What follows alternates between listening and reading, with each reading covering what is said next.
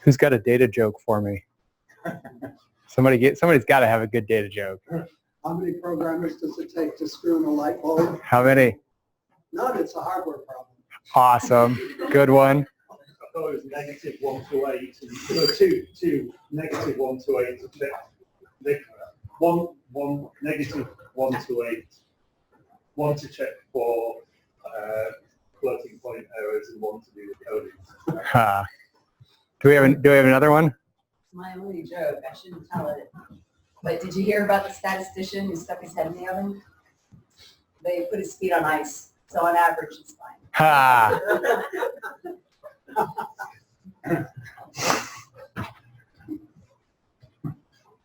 I'd really like to keep the joke thing going, actually, because I'm collecting dad jokes for my kids, so if anybody's got any. Yeah. Data joke, but why are all the numbers afraid of 7? Oh, because 7, 8, 9. There you go. So it's a real pleasure to have Mark Clerkin here from High Alpha. If you don't know about High Alpha, it's a really highly innovative company here in Indiana that has close links with our school. So I encourage you to look that up. Mark has a fantastically interesting background. He's a grad, an early grad of the informatics program here. He went on between 2008 and 14 or something, right, to work in the world of basically data science for finance. So if you've heard about the world of quants and automated trading, he was right in the middle of that world. Fascinating. Brings all that experience to his new position at High Alpha. I learned a ton from him over an hour at lunch, so looking forward to what he's going to be sharing today about basically data science in startups and how that works. I encourage you afterwards to stick around. We've got a Q&A in 101, right, for those of you here physically, and a chance to kind of ask more questions and so on with Mark. Welcome to everybody online as well as the people here, and I'll hand it over to you, Mark. Thank you. Thank you very much. All right, well, thank you, everyone. I really appreciate the opportunity to be here. I wanted to go ahead and say thank you to the School of Informatics for having me. Definitely an honor. Also wanted to say thanks to Charlene and Nick and the rest of the Data Science Consulting Club. I've had the opportunity to work with them, and that's kind of where this relationship began, so I appreciate it. I'll start by giving you a little background on myself. As we said, I was one of the early graduates from the informatics program, graduated in 2007. I was mostly focused on security at the time, so penetration testing, security assessments. Also had a big interest in any kind of distributed system, so networking, anything I could get my hands on where machines were talking to machines. I generally enjoyed that. Outside of that, I really enjoyed doing case competitions. For me, in-context learning was really critical. It's one thing to learn something in theory. It's a whole other thing to have to do it. And I also like to do things within the constraints of business objectives. So we're going to be talking about that a lot today. Outside of school stuff, I was involved in the Greek system, played intramural sports, and spent a lot of time outdoors. So got to offset all that time with the computer. I'll take you through my career background a little bit, which will also help give a little bit of context for the things we're going to talk about today. Coming out of the informatics program, I initially did security consulting for Crowe Chiswick at Crowe Horwath now, here in Indianapolis and as well in Chicago. IAM, for those who aren't aware, is Identity Access Management. We were essentially grouping all the different data repositories for large organizations up into one place and then provisioning roles and rights from there. I spent a long time out at Chesapeake Energy in Oklahoma, which was a cool time to be out there. This was 2007, and natural gas prices were super, super high relative to where they are now. So Chesapeake had the money for the project, and it was really interesting to work on it with them. Not long after starting that, though, I realized the consulting life wasn't exactly for me, and so I spent some time going to the Chicago Mercantile Exchange, the futures exchange in Chicago, and asking for a list of all the electronic players there. I had no idea anything about trading, but I did know that a bunch of smart kids were going there, and I wondered why. So after doing that, I got a list of all the different firms that were there and started kind of interviewing with them and had the opportunity to start at Jump Trading. I spent 7 or 8 years at Jump and really got a high level. I mean, I consider this like my PhD program in both, systems, management, trading, pretty much everything, data science, pretty much everything I do now. With the genesis of that was here. We worked on extremely high frequency trading. So we did FPGA, microwave relays. I mean, we were talking about distributed systems. We were in data centers around the world. Amazing transaction volume. It was a really interesting and cool place to work. After that, I ran a team of trading of engineers and quants at a different trading firm for a couple of years, and really enjoyed that experience as well. Okay, I now recently have moved back to Indianapolis and I work for High Alpha. High Alpha is a venture capital studio and group. So I guess the way you can look at that is we have 2 different arms. One invests in outside companies. The checks they write are generally $500,000 to $1 million per investment. And I'm not exactly sure how many investments they've made. I'd say 10 to 15 if I had to guess. And then on the studio side, it's where we conceive and launch SaaS companies, SaaS being software as a service. So High Alpha has launched about 9 different companies, and I primarily interact with 2 of them, Xylo and Quantify. At High Alpha, I have my primary responsibilities are with Xylo and Quantify, but I have other various duties to kind of help oversee data science for the other companies, as well as occasionally interact with some of the investments that they're making and run a lot of our relationships, such as the IU Data Science Club. Okay, so for Quantify, the main projects that I've been working on over the last few months is I built the entire data pipeline. We're also working on ad predictions, so whether that's cost per acquisition, cost per click, budget allocation, such as that. I work on that. We're also kind of developing the concept of a coaching network. Coaching networks are a new thing in kind of machine learning, where essentially it's the explainable AI side of the equation, where I can tell somebody that, hey, if you want to make this investment, you should do this. And they may or may not listen to that, but if I coach them on why they should do that, so you should make this investment because A, B, C, they're likely to react differently. And that essentially is the idea around a coaching network. A coaching network is also interesting too, because instead of the model making the optimum decision and then kind of reinforcing itself in our data, people are free to still do the crazy things that people do.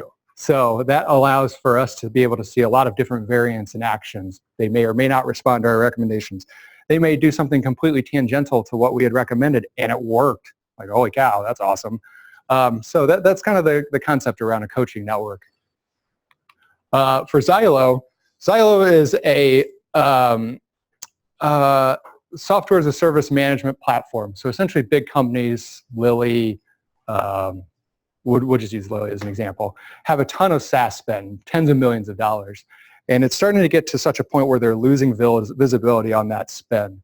So Xylo imports all their transactional data through their accounts payable and expense systems, classifies that data as not SaaS or SaaS, and then if it is SaaS, is it Amazon, is it Google, is it LinkedIn, I mean, whatever, it doesn't matter. All those different categories. Then from that, we can kind of show you where you have overlap, where you're overspending, where you're underspending, what your tech stack looks like relative to your peers' tech stack, and generally kind of set benchmarks for industry spending across the board. For them, the main projects that I've been working on is that transactional import that I talked about. It's a pretty ugly problem. But we've had some pretty great success doing it. That's been the first application of really a deep network, deep learner that we've kind of implemented there, and we've had great success doing that. Okay, I'm going to give you a little outline and also kind of put some context around our discussion for today. Okay, my goal for you guys is just to be as well prepared for your first data science job as you possibly can be. There are all sorts of different things you're going to experience way beyond the programming or the statistics or the math that you're going to do at work. So most of my discussion today is going to be focused on that. However, if you guys want to get into the technicalities, we can do that at the end. Okay, so as I said, I'll kind of walk you through the initial steps of your first job. Talk about the MVP kind of agile life cycle to data science. Definitely focus on communication best practices. Talk about building collaboration and talent pipelines. like I'm doing right now. Talk about career management, then we get into the required skills and some of the examples I'm working on. Okay, so getting started. There's a big push at startup companies to check in code on your first day. I do it all the time. I mean, every new job I do, I definitely want to do that. But that can be really misguided for data scientists to rush into a task without having a conceptual concept of what's going around you. May or may not be the best idea. So sure, if you get some free time that day and you want to check in some utilities you're going to write or something, go for it, whatever. But the honest truth is, I really recommend taking the opportunity to really get an idea of what the organization's like, who you're going to be interfacing with, what are the business problems that they want to solve. Then once you get a better understanding of that, you can do a traditional scope of first week. Okay, I'm going to understand names, departments, people, how I'm going to be evaluated, who are going to be my primary resources, who I'm going to be primarily serving. The first month you can work on building out your pipeline, as we talked about, getting a model at least off the ground. And then within the first quarter, your goal is to productionize a model and get some momentum in your sales. Okay. All right. Definitely, you want to embody humility and gumption. And for those who don't know, the gumption is kind of an Indiana word. It essentially means courage, spunk, and guts. And actually that word comes from somebody who's here today who helped me get one of my first jobs, actually my first job at Clerkin, and also helped me get a lot of the skill sets that led to jump trading. I'd like to take a moment to recognize Dwight Worker. Dwight Worker is a professor at the business school here, information systems, information security, and a lifelong friend. So I wanted to take the opportunity to say thank you. Thank you. You're welcome. I'm most proud of, I used to call him my boy, and now he's my man. I'm extremely proud of him. And when he worked in London, thank you for letting me stay with you. Hey, you're welcome. You're welcome. Okay, so you definitely want to embody these characteristics. We'll talk more about personality style and personality traits a little bit later. But as you all know, data science is a hot topic. It's really cool. People are really interested in it. So if you come into the situation with a humble but hard work ethic, your integration into the organization will be 10 times more seamless had you not. Okay. Back to understanding business objectives. This is critical. We'll talk about this again too, is the concept of you really want to take time to understand what it is the business is trying to solve. You might think, oh, well, okay, we just want to implement a model and I want it to be super successful, but you'll find that these objectives can be out of line. And also too, if you don't take time to properly formulate the why, like why in terms of modeling, you might be off track. I'll give you an example here. In trading, the holy grail is to be able to predict the mid-market price of the stock, let's say 30 minutes from now, okay? That's fine if that's how you want to formulate the problem you're going to solve, but I can tell you right now that's pretty difficult. So if you take time to understand your business objectives, which is probably just to make money, you can rephrase that question in ways that might be more approachable had you not taken the time to think about it. So rephrasing that to think about it in really creative and unique ways, or I just want to solve this one piece of the equation and iteratively get to my final goal, that'll save you a lot of headache, and it'll also help you to build the momentum that you're going to need. Okay. Oh, big point here. You always want to have a can-do attitude, but as new data scientists in a new organization, you need to be prepared to have the appropriate amount of pushback. So you might have a business leader who says, we want to do this. And you say, okay, that sounds great. You think about it and you kind of put together the project a little bit. And you realize given data constraints, given maybe the vagueness of the question or the problem you're trying to solve, you might be going down the wrong path. And you in your heart and intuition and in your training know that. You need to be able to articulate that to both laterally to your teammates and up to your superiors. Do not be afraid to do that. But when in doubt, be a good teammate and really want to be able to achieve whatever you've been tasked with. Okay, when you start to scope projects, you're going to want to include everybody. I'm going to go back to the data science being a hot topic concept here.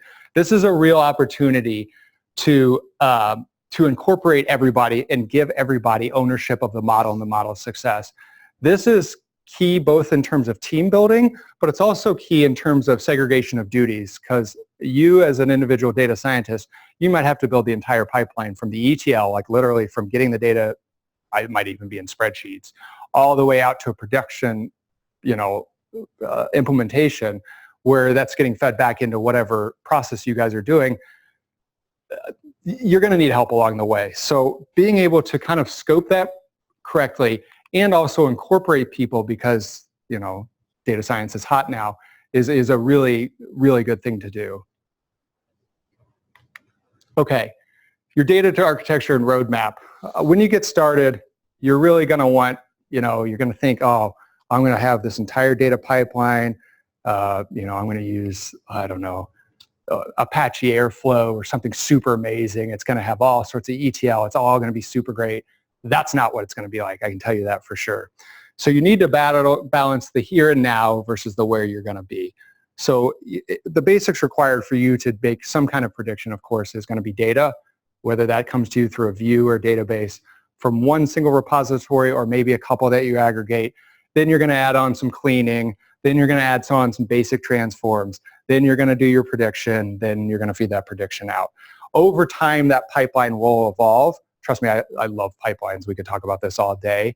But if you take 3 to 6 months to get that off the ground, I guarantee leadership is going to be questioning what the heck is going on in the data science department, because you're not going to be bearing any fruit for a long time. Okay? All right, let's talk about agile concepts here. Before we do, though, you really want to get those early wins. I've been touching on this so far. Data science can be a little bit of a black box to those who haven't worked around it yet. And so to dispel that theory, you don't want to take on a project that's going to be a 2-year implementation. That's a really bad idea, especially if the organization's new to data science. You want to move that horizon forward in terms of success. So even if that means a random forest, simple model, not even super tuned, like, basic data, do it. Because then what's going to happen is you're going to close this loop here in terms of the entire data science process of data extract, cleaning, transform, predicting, pushing that prediction to something, that prediction being used by whatever it is, the infrastructure, and then you evaluating that model, and now you've closed the whole circle. So the faster you can get to that point, the better off you're going to be. Okay. And then once your ecosystem is up and running, you can really start to refactor and kind of scale it up from there. I don't know how much you guys really focus on the end-to-end kind of concepts here, as opposed to like just assuming that one person's going to own each piece. But no matter what, you need to kind of view yourself as the architect for all of these pieces, because even if the development team is doing the ETL part, they're not going to understand that sample rate sensitivity is going to be such a big deal to you. They're like, what? We capture data every day. I'm like, well, dude, we could have captured data every minute. Like, that's a huge difference. They don't understand time series concepts. They don't understand missing data. Like, if you don't have any processes catching the fact that your data captures have been missing data for 2 or 3 days, that really sets you back. So even if you don't have to build it yourself, you need to think of yourself as an architect in these solutions. Okay. All right, going back to your metrics versus the business metrics. What works for you? Let's say the lowest mean squared error possible. It's the best learner you've ever built. This thing's like ready for some kind of scientific paper. It's awesome. Might not align with the business objectives. I don't know if anybody listens to this Week in Machine Learning podcast. It's pretty good. I highly recommend you listen to it.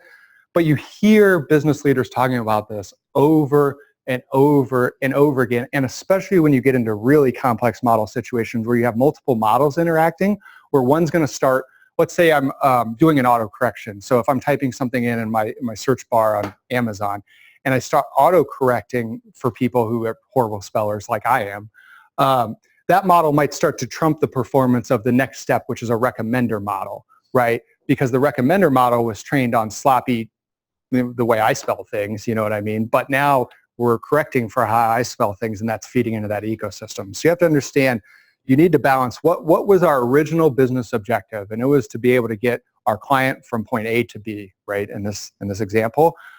So you need to understand how your different learners are going to interact in order to meet that objective, not to just maximize their individual objective. Okay? Successful model implementation. This is like your primary goal at first. I can't harp on this enough. The faster you can close that loop and start to show people some output of the work you've been doing, the better off you're going to be. This really kind of demystifies the data science for leadership. CTOs, CFOs, all your laterals, they don't understand what gradient boosting is. They don't understand what, an LSTM is. Might as well not be speaking the same language at that point. But what they do understand is business objective being met, right? And they don't really care what the interim steps are between that. So the faster you can close that and then say, hey, you know what, we're getting most of this done, but now I need to allocate a couple weeks of time to go back and refactor this. I can do it even better. And they're like, oh, okay, I get it. Great. Having that kind of approach and mindset will really save you any kind of friction where you start to lose track of leadership, where they don't understand why does your model take so long to train? They're like, actually, this dude made a pretty decent model, and now he's got this super model, and it's taken forever to train, but hey, it'll be working here. You earn that trust iteratively. And so by doing your first successful model implementation, you'll close that gap faster. Oh, it also gives an opportunity to start expanding management's understanding of how, when, and where these can be used. So this is the merger between your guys' concept, you know how to use different learners, and you know how to use different modeling techniques, and you know how to use data to do things, but see, management doesn't. But you might be coming into a field where management knows more about the industry than you do. For example, if I went into pharma right now, I would be completely out of my depths. I have no idea what I'm doing in pharma, right? So I need to totally defer to leadership, right? But if leadership has no idea what machine learning is or what I can be doing with data, we're like this, right? So you want that Venn diagram to come together, and you want to have as much overlap as possible. And by iteratively having successful wins and showing not only your business group, but other business groups within the firm, which we'll discuss here in a little bit, what you've been working on, you'll see that starts to reinforce itself. And people say, well, hey, we can do this. Well, hey, we can do that. Well, hey, you're doing a great job. Now we need another data science. Boom, now you're part of a data science department. Now you're growing. You're off the ground.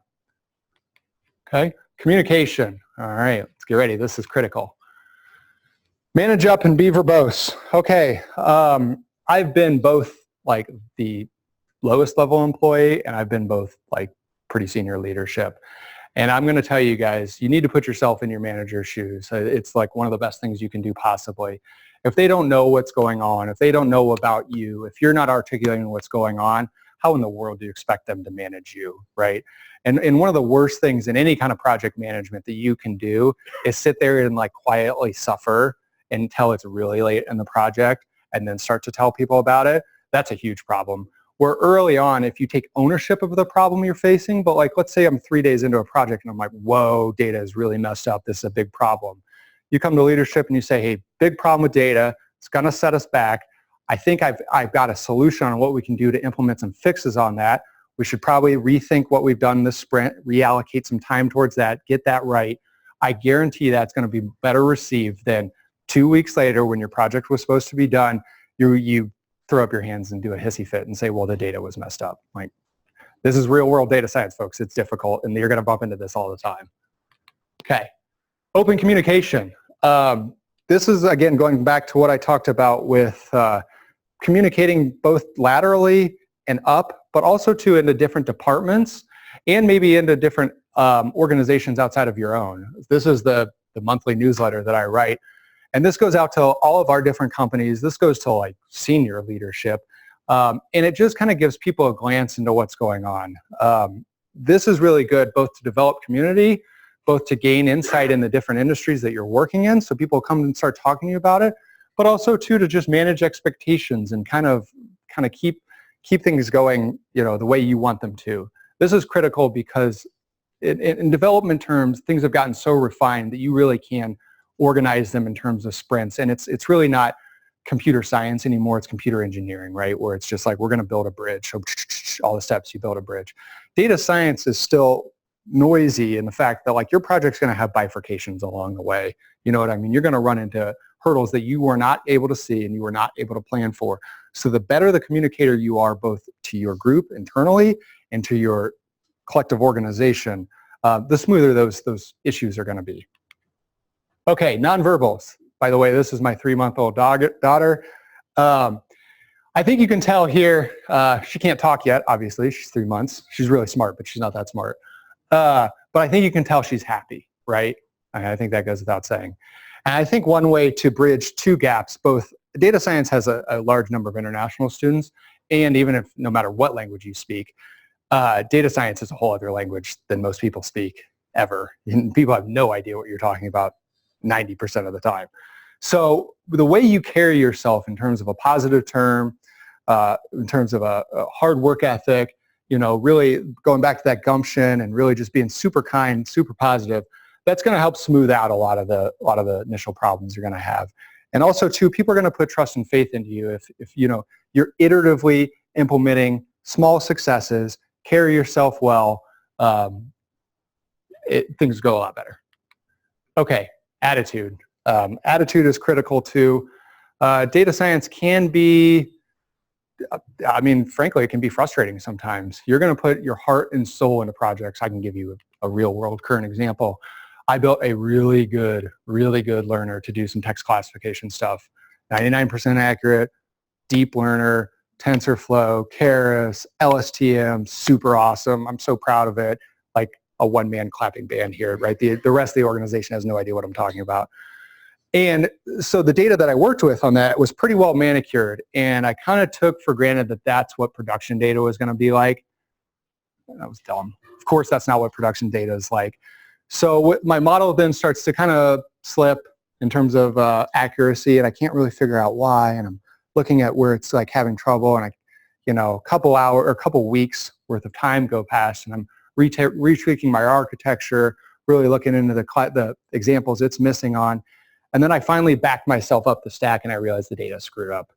And the data screwed up because there's human process involved, and this is to be expected. Now, I have two options here. Life's like cards, right? I've been dealt a suboptimal hand here. What am I going to do? Put all my chips on the table and go run up the hill and be like, this guy's screwing up, this is messed up, this cost me a bunch of time. No. I'm going to just go ahead and minimize my loss on that one and wait for the next deal. And then what we do is I essentially just go and say, hey, we've got a problem. Well, like I said before, here's an optimal solution. I think we need to have a meeting. We need to put some controls around this, so on and so forth. Look, we can do this with 99% accuracy. We're going to do it with like 96 or 97% accuracy. And we need to make a business case to decide, can we go back and clean this data up, or can we implement controls to keep this clean going forward? Okay. Collaboration and talent pipelines. This is huge. Okay, isolation impedes growth. If you work in an organization that you are the lone data scientist, this really is going to speak to you. Or in an organization where there are not a lot of data scientists, this is really going to speak to you. People generally learn collectively. And I can't stress enough having other people that you can bounce ideas off of. In an industry that changes as fast as ours does, techniques do get stale. It's amazing. One of my main reasons for loving to work with the IU Data Science Club is that I get to see what other kids are working on, what other techniques are. I go to different events and I hear people say things and I'm like, I hadn't even thought about that. Back to the podcast and time that I kill when I'm driving or doing exercise time, I listen to stuff to hear what big time professionals are doing. So that way I can keep myself up when I'm really the only person in my organization doing it. I really highly recommend you develop your collaboration type pipeline both within your organization and outside of it. Okay. All right. Obviously, you guys should be doing all sorts of different kind of meetups and networking events. Your hit rate isn't going to be super high. Some of them are really dull. Don't get me wrong. I mean, if you read academic papers, they're so dull. Sorry if anybody writes any of them. They're so dull.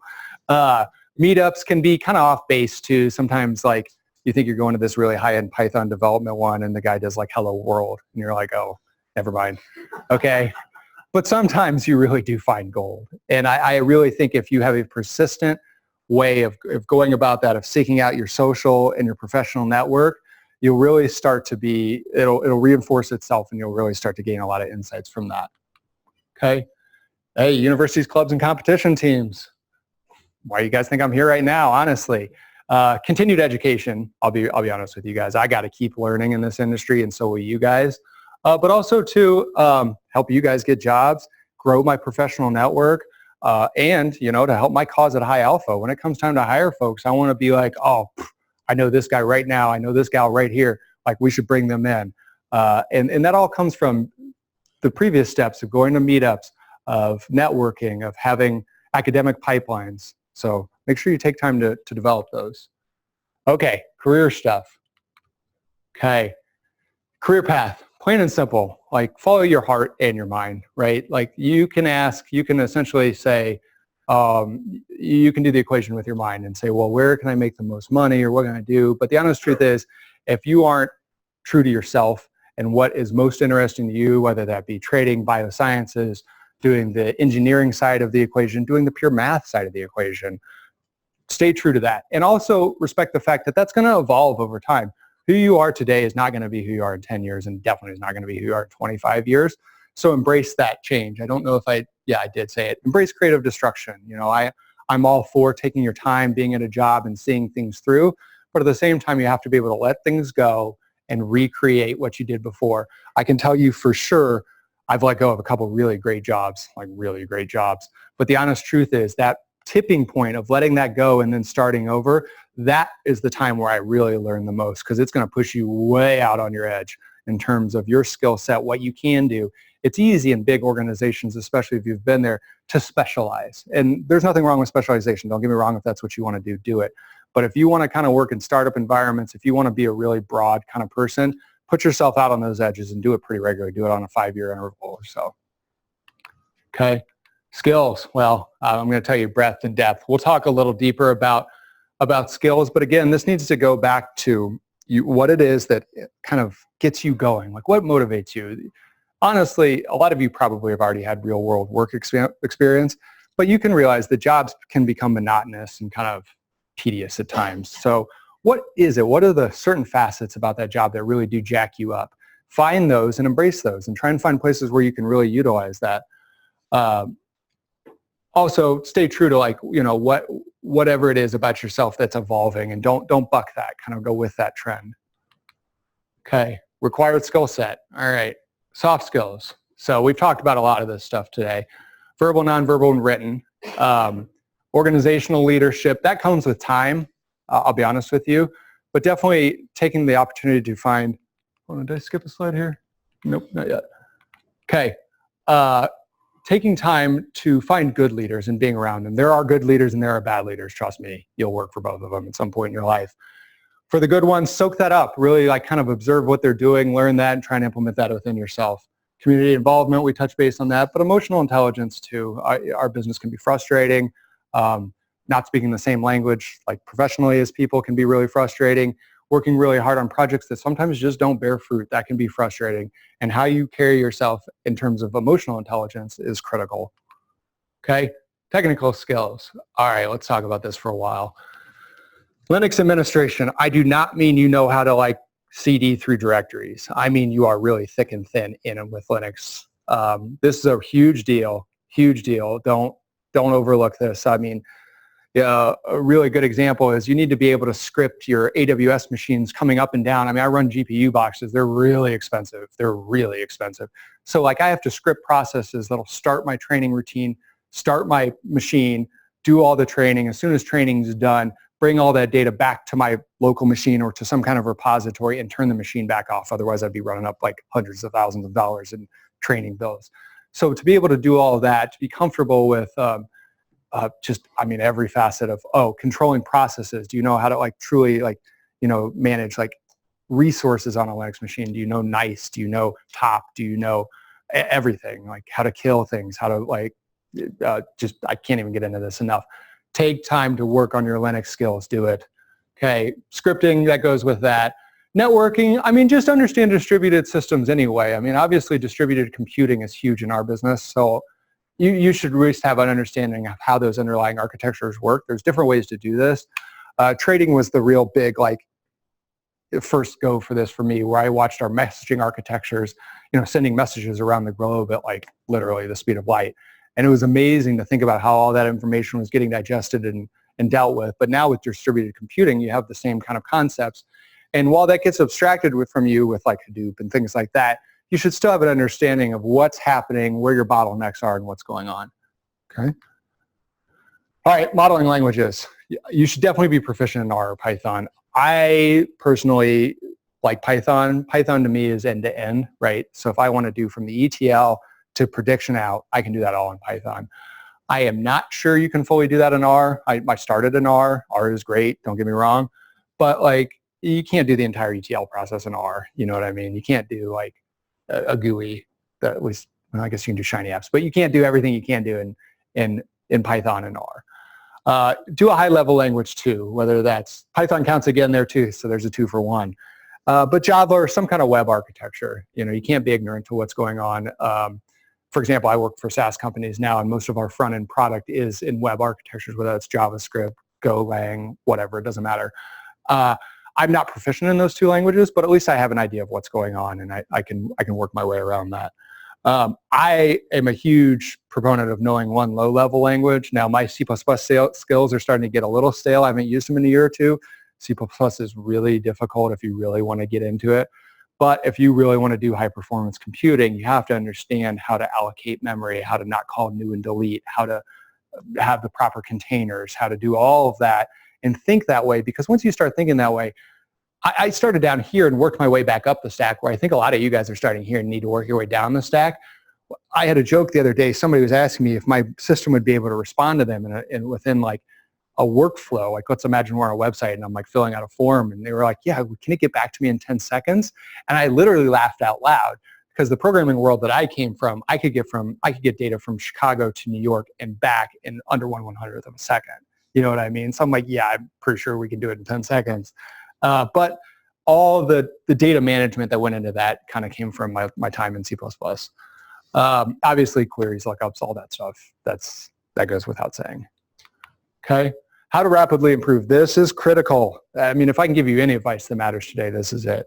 Work for somebody who's literally 10 times smarter than you are, and do whatever it takes to get that job. I don't care what it takes. If you have to work for free and you have to accumulate some debt, initially do it.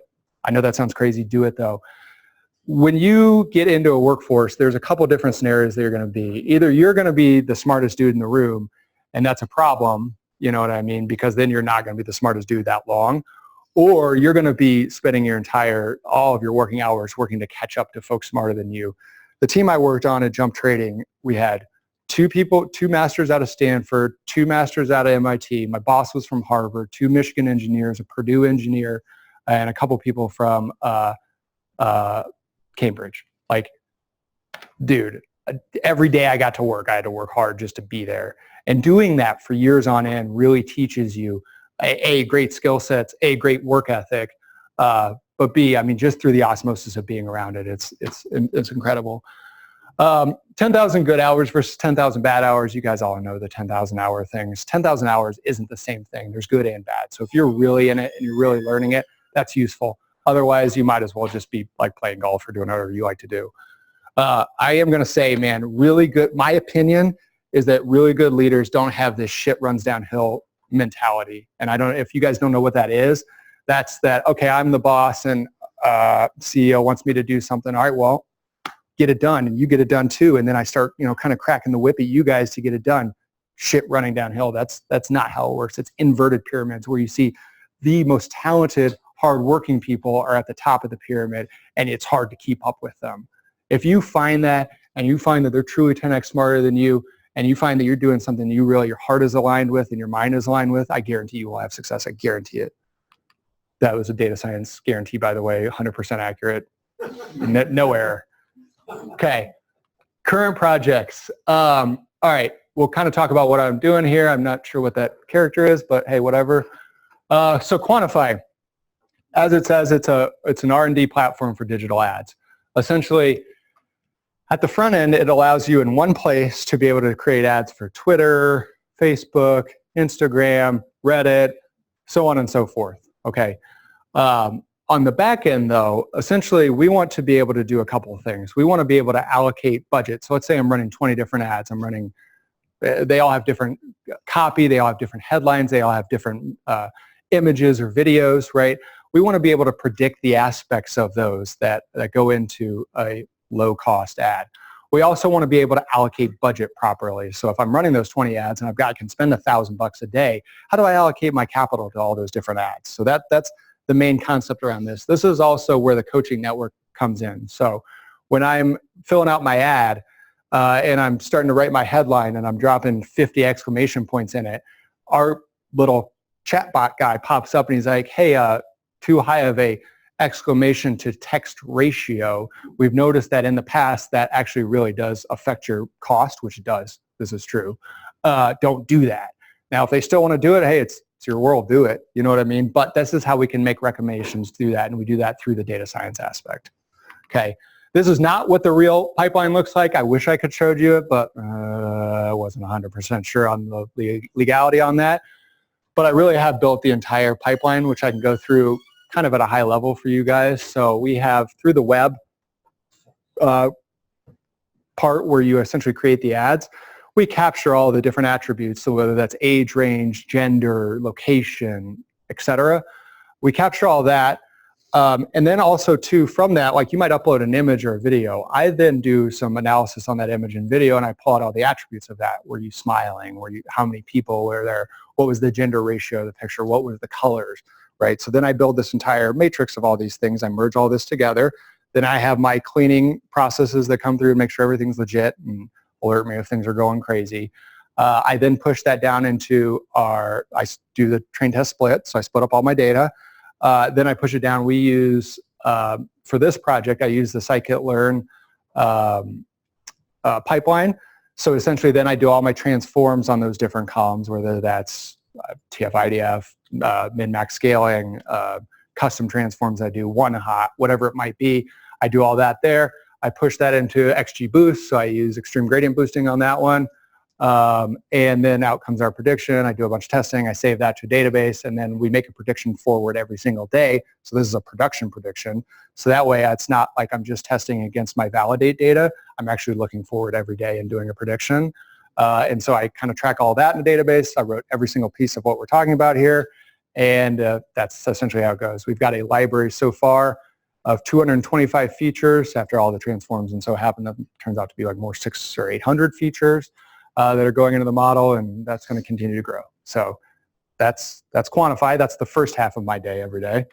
I have lunch, and then I go to Xylo. Xylo is a SaaS optimization spend platform. We touched base on this. Essentially, it tries to manage all your spend in SaaS for large organizations. The primary project here, while I do some forecasting and benchmarking and things like that, the main process I do is we import like millions of rows of data. And until I got there, we had a manual person essentially going through these spreadsheets and being like, SaaS or not SaaS, if SaaS, Microsoft, Google, whatever it might be. And that doesn't scale. Obviously, that doesn't scale. So I have now written a classifier that handles that. And like I said, it has about 99% accuracy on some of our data. And on the rest of the data, the fuzzier data, it's in the 97-98% range, which is pretty darn good. That's a great start. We are working on productionizing that model right now. So not only does my process do the entire training thing, this is where I have to use GPUs and everything. This is a big model. It takes a long time to train. We also have then a process that I wrote that sits there, and these guys can ping it through SQS, which is Amazon's messaging service. So they ping me a message, and essentially it drops me a file in an S3 bucket. I pick that file up really quick, do this prediction, right? So I classify all the stuff, and then I resend it back to them. That goes through their workflow. So that closed our loop there with Xylo, which is pretty exciting. Yep, so I use TensorFlow for this. I use Keras on top of TensorFlow just right now for prototyping because it's easier.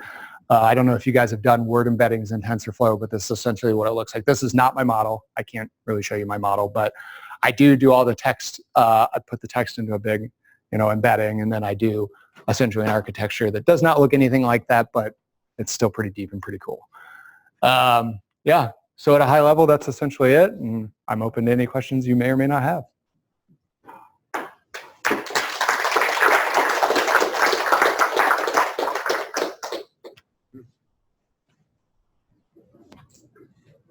So I have a question about the pipelines. Mm-hmm.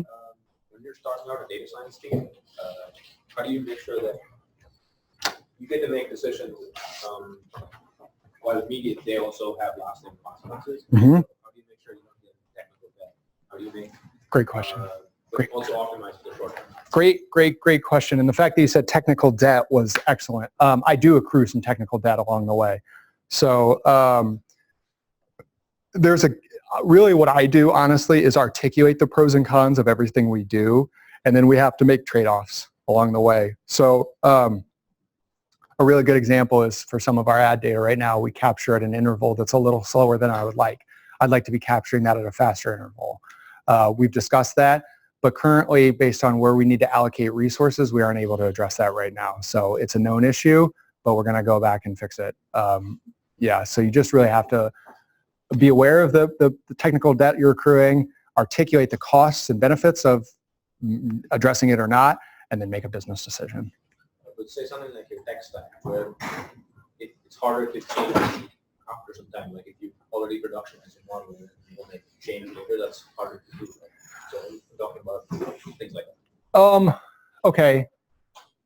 Give me a little bit more of a concrete example, and then I think I'll be able to help you. So you have to make a choice about, I don't know, you have to use Spark or Hadoop or something. Oh, I see. Yeah. Okay. So the entire architecture itself, essentially, right? Like, am I going to build this natively on my like Mac and like Python and scikit-learn, or like am I going to work on like Hadoop or like a way bigger ecosystem? That's a really good question. Again, I do that iteratively. So right now with the startups that I work with, we do this generally like you build everything. I come from a build everything environment anyway. I've never used like a Hadoop infrastructure or anything like that. So A, I do it because it's what I'm used to. B, I'm able to kind of scope because I've had enough experience to know when and where we're going to have some issues. And again, just kind of being able to anticipate that and say, hey, you know what, right now I've written our entire ETL process, but the honest truth is like I can tell at the rate we're ingesting data, a year from now we're going to need to go to an Apache process, right?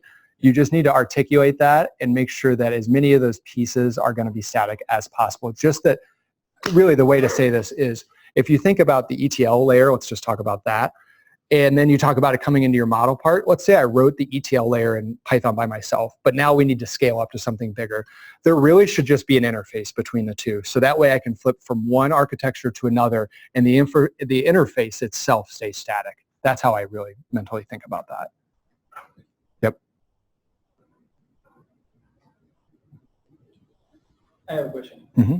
I sort of come from a similar background in terms of interfaces, APIs, web services, and all that. So when that applies to data science, you will really know how to build things, how to make sure that you have cohesion within your modules, so that over a period of time, you can focus on things that are really important rather than having to fix things that are broken again and again. That's all well and good. But when it comes to these actual models, right, do you think it's enough if you knew how those models work, or do you really have to be the person who knows the math behind them and then kind of able to treat them? Okay, good question. And for anybody online, I guess I'll repeat the question so they can hear it. Essentially, if I rephrase this correctly, you're asking to be able to be effective, like what is the level of depth you need to understand the true mathematical underlying principles? Okay, you guys are all coming out of a pretty formalized program, so you're going to at least have enough of a mathematical backbone. What scares me was when people like kind of scoff at the math background, like they're really truly ignorant. They have no idea how like the optimizers work in calculus, or they really don't care about the basic statistical concepts. That's bad.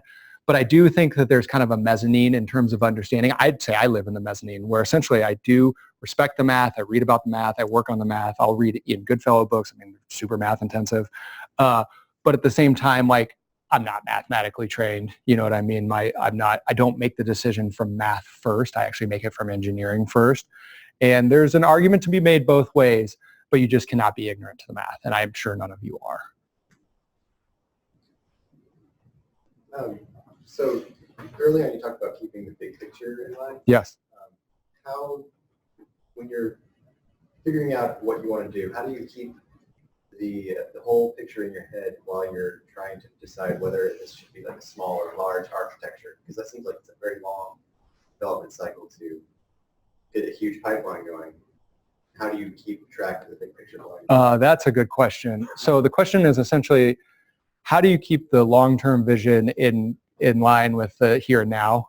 Is that okay if I say it that way? Okay.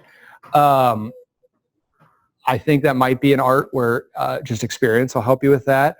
I do articulate that through documents. I mean, I'm not overly documentative. I don't write like a ton of things and send them around, but like I maintain spreadsheets. I've got some stuff on my computer right now where I've like, kind of like flowed out the process. So at least we can see where we are now and where we need to be. The current one I'm working on, I articulated the entire infrastructure in terms of like an image. But then the next image that I show is like red blobs of like, this is not that ideal. This is not that ideal. And that's how I articulate to my laterals and superiors.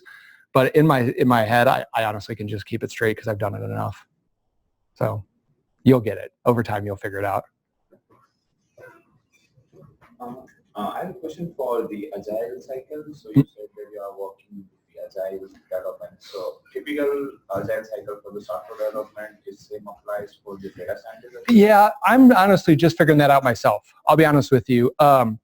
When I worked in trading, we worked in such close-knit teams. I mean, I never worked in a trading team bigger than 12 people. I'd say about 12. And so while agile would have absolutely been appropriate there, they were so smart and so like adaptive, and we all sat so collectively together that we kind of did it in an ad hoc manner.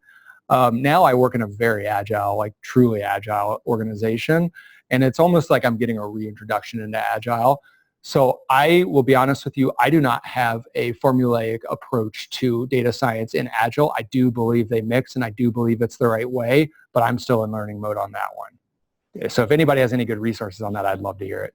Because when I was doing my internship, I faced this problem. I was mostly working with the software team, and they were more like, you have to estimate your hours, and in data science, you never know, like some tricks work for you, some tricks never work for you. Right. So it always goes to your backlog and everything is messed up, and your time would like that. So yeah, it's really hard. That's the hard part, is scoping time for the unseen. So I think one approach that might be useful is splitting the engineering away from the modeling, right? The engineering you can estimate pretty well.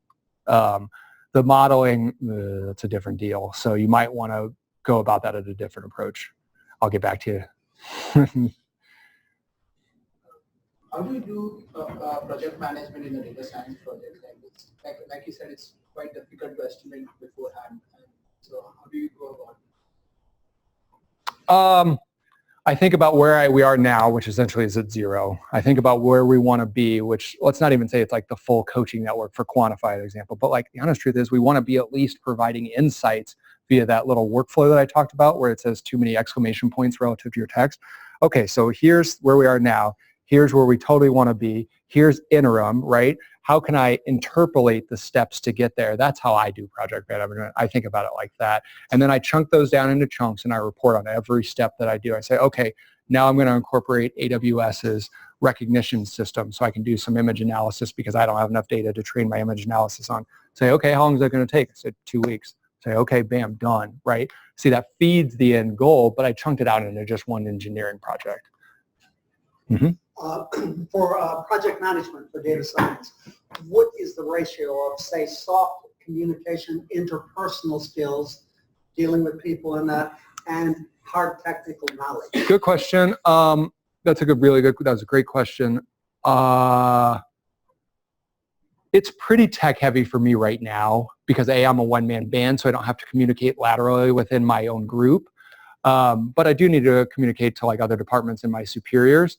So I'd say it's 80 or 90% technical right now. But under normal circumstances, I bet that'd be 2/3 technical to 1/3 communicative. Yeah. Mm-hmm. When you're trying to communicate what you're trying to accomplish in your job with either other teams or even the customers, how do you make that transition between the technical aspects? I mean, do you see yourself as the person who's doing the translation, or do you like bring the code to them? No, I have to do that translation, and that's not easy said than done. I mean, for example, the ad prediction stuff, I was so jacked that we're like better than random now. But like you have to understand, management thought that was like garbage, and I was like, oh, right, you don't understand that like that's a big step. But like, so yeah, you have to become a good storyteller. I mean, via data, it'll serve you anyway. Just tell stories via data. It'll help you in terms of how you think about things and model things, especially in industries you're not used to. But you got to do it to your management, your superiors, and your customers as well. So generally, I phrase that in questions of a lot of null hypothesis stuff. So I'm like, well, look, how do you make decisions now? And let's say, well, if my ad went up today, I turn it off tomorrow. I say, okay, that's our no. I can show you how much I can beat that. Let's say you allocate 5 Gs a day to that decision. Now I can really show you financially how much I can beat that.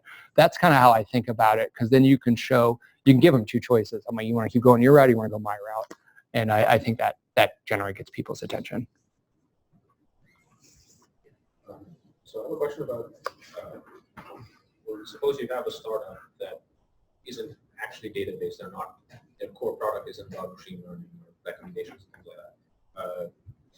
And let's say a year down the line, they're starting a new team and you're part of that. Like, can you talk a little bit more about the road into actually implementing a proper data science? Sure, I'm in that situation right now, and I've seen it happen. I've actually never worked for a company that, like, from the beginning, data science was the thing. So every situation I've been in is retroactively like implementing data science. Okay.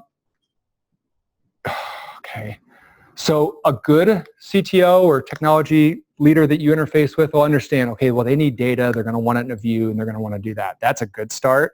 But normally, like, you might have like disparate Excel spreadsheets on dudes' computers. Like, honestly, that's something I face too. So you gotta do like the requirements gathering phase, get a feel for that, and then again, that's your 0 points. So you have to interpolate and do all the steps. So you want to get all that data, then aggregate it into one place. Then you want to see how screwed it up it is. Then you want to go back. You have to go back in a step and be like, what's the process that generated this data? Like, that might not have anything to do with the data science department. I almost guarantee you it has nothing to do with the data science department. But you need to go to that business leading head. For example, let's say that's the customer experience team or something, and they've been like kind of gathering customer data. Well, go find that lead and be like, hey, yo, I need to get on your calendar. We need to talk about this. We need to formalize an approach. This is critical for my success. It's critical for your success. Like, I'll help you do it. And then you kind of like, you work yourself back and forth like that. So then you'll make a couple steps forward, and then you'll realize, oh, shoot, I got to work back a little bit. Another process in the organization wasn't quite right. I've never really been in a situation where, like, I came in, data science was new, and they're like, you know what, we're just going to halt business operations for like 2 weeks, hear what you have to say, and then like do that. That doesn't work. That'd be awesome. So iteratively work through it like that, I think, is a better way to do it. How do the conversations play out when you're basically making more work for someone else's department? How do you make that? So this is why you're doing a great job of pointing out why I care so much about communication, teamwork, and melting, because this is what you're going to do. You're going to actually kind of rub people the wrong way sometimes, because you're right, you do create more work for them. But if you have a team mentality and you're all kind of focused at the same goal, then creating more work for one person is essentially helping somebody else, right?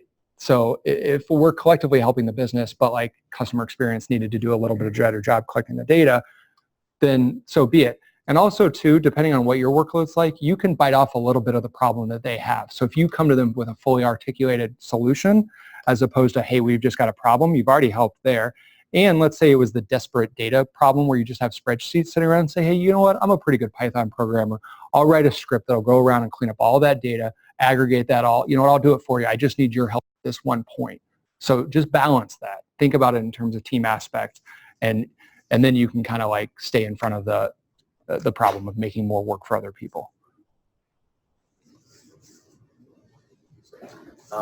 If you have the scaling of application in your mind, let's say you write some code today, but you're facing the large data and features. So let's say your cycle length won't be able to take care of it, but maybe Spark or some other big data framework will be able to handle it. So how do you approach that issue? Like, you start with the scikit-learn, or you directly start with the Spark? I start with the scikit-learn option, or whatever it is, whatever your basic implementation might be. I also try and like foresee where the business is going to go. Like, okay, if we're going to run ads, like how many could we really run? Like, how many are they going to run? I do the math real quick. I think about a trajectory, even like an insanely aggressive trajectory, try and, extrapolate that growth out, think about my data usage. And I'm like, you know what? Python's going to hold true for a couple years. Like, we're sticking with it. You know what I mean? Or if like right off the bat, I'm like, dude, in 3 months, I'm going to be tearing this down. That's not good. That's a bigger problem. And if that's the case, which I have not personally bumped into, at least at High Alpha, I have in trading, but not in High Alpha, you got to really start then getting with like senior management and being like, dude, we're going to need to allocate engineers to this. You know what I mean? Like we can't just have like somebody who's an in-betweener between data science and the dev team. Like I need a fully allocated dev for myself to help build this. And then again, you'll get more into a managerial role where you're architecting the entire process as opposed to doing it all yourself. Mark, I'm just kind of curious, in Indianapolis, what does the business tech community view data science? I mean, obviously it's a new field, trying to figure out, where data science is placed. And it seems to me like Silicon Valley almost kind of calls the shots, and then we kind of follow along here in Indiana. So what are you seeing with your colleagues across different sectors of Indianapolis viewing what data science is and what potential it has to help transform companies? That's a great question. Excellent question. Because I came out of like high-frequency trading where like data science was the deal, right? Like everybody got it. There was no like, we have to adopt this. There was like, we have to do this to survive. You know what I mean? And a lot of the businesses here in Indianapolis, it's not like completely separate from what they do, but they're not sure how to incorporate it. And this is why I talk about early wins, and you need to get the trust of management early, because if it's not truly a data company, not truly a data science company from the beginning, they're going to like kind of look at you unsure. So in Indy, I've noticed that a lot of companies, especially ones that are like trying to get funding now, realize data science is important. They realize we need to integrate it. And they're starting to get wise too to the fact that the sooner we integrate it, the better off we're going to be. But here's the caveat. They have no idea what's going on. I just met with somebody from a company that's raising money in Indianapolis, and they're like, and they've got a ton of data and they've got a good business going. And they're like, we're out of our depths. We don't even know what we're doing. And I gave them credit because I was like, well, that's good that you're not like, you're smart enough not to like think it's some kind of silver bullet and I just hire you and then problem solved, right? But they don't really know how to scope it and what to do with it yet. So, and a lot of it for some companies is just marketing hype. Like we're using AI and like maybe they did a PCA or something. Like, no, you're not. You know what I mean? So I just feel like Indy is really catching on to this.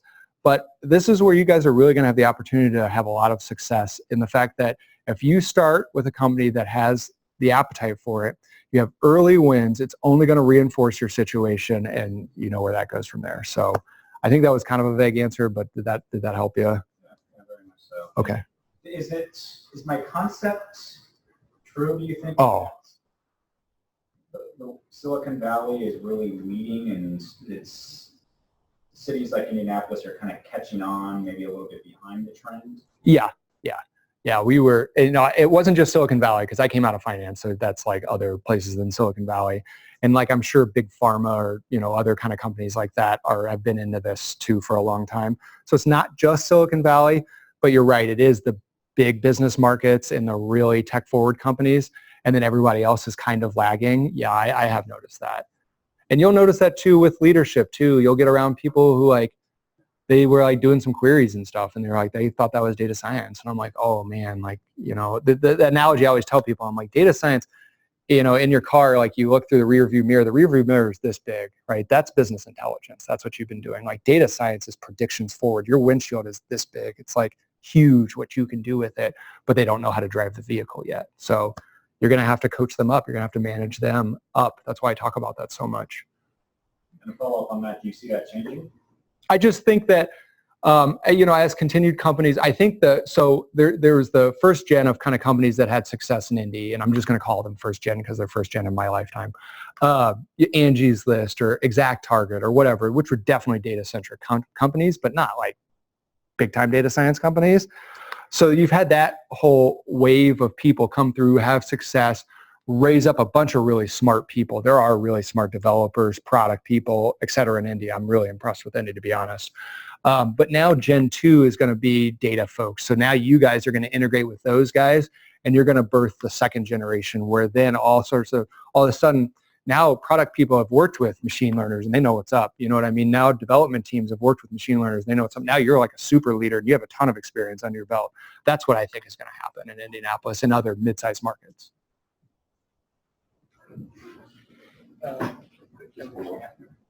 This is somewhat tangential to your answers. Given that you come from a background where you build everything, what is your take on the democratization of data science and the alleged claims and aggressive marketing of these prepackaged tools that were what are the data? Yeah, so packaged tools are okay. And I'm not opposed. I always balance this. We just had the folks in from IBM the other day, and I was really kind of going back and forth between like what, off the shelf stuff versus what I build myself. And my intuition and heart tells me that there's a big gap. So between that, just there really is. So, and also too, the more you just kind of make this, a magic wand that you just wave and you have data science, the less like you already have success, and then that reinforces itself. So I am not sure about the claims of like truly like out of the box solutions where I just plug my data and I get like some kind of prediction back. But like pre-made tools, like when I started scikit-learn or TensorFlow, that stuff didn't exist. We had to build it all in C++, all from scratch. Like, holy cow, talk about not knowing what you're doing. You know what I mean? So now if you want to use an open source implementation of tsne or like whatever tool you might want to use, do it. That's great. Don't reinvent the wheel. But I just don't think out of the box end-to-end solutions are quite there or are really going to be there anytime soon. Right. We should probably wind up with a fantastic talk. Thank you, Mark, and fantastic questions. So let's thank Mark and yourselves for Thank you, guys. Please do try and stick around, moving into 101 now for more questions. So brilliant. Thank you, Mark. All right.